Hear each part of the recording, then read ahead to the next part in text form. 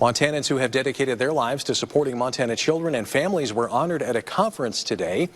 The annual Montana Prevent Child Abuse and Neglect Conference is sponsored by the Montana Department of Public Health and Human Services. 12 awards were given to 22 people and 2 organizations for their work in improving the child welfare system. This year's theme was Building Bridges, Empowering Futures, which is a focus for foster parents Kelsey and Andrew Richards.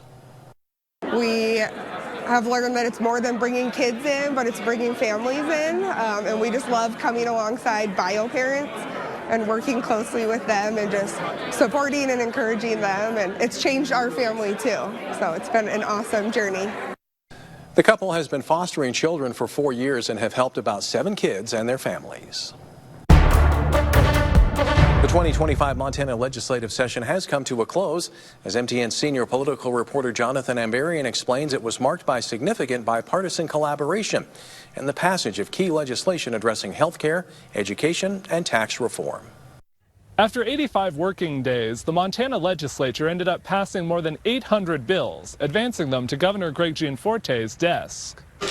On Thursday afternoon, Gianforte held his first public bill signing after the session wrapped up, officially approving a slate of bills revising Montana's environmental laws in response to the held climate case ruling last year. The environmental bills were among the top achievements that House and Senate Republican leaders named when summing up the session. They also touted things like income tax reductions, funding for prisons, and standing up for conservative values on issues like transgender policy. We do have a lot of accomplishments. I think the Senate, despite a lot of adversity, has really risen to the occasion. Republican leaders made overhauling the judiciary a major priority this year and said the bills they passed started that process. But one of the biggest proposals, allowing judges to campaign with party labels, didn't move forward. It was a push that, the majority of the caucus wanted. There was always a few, and respect their opinions, but I wasn't going to give up on it easy. So it was always kind of a ace in the hole. It just didn't quite play out. Democrats pointed to the defeat of partisan judicial elections as one of their biggest goals for the session. They also celebrated things like investment in education and childcare, and particularly the extension of Medicaid expansion. That sends a clear message to the governor and to Washington, D.C.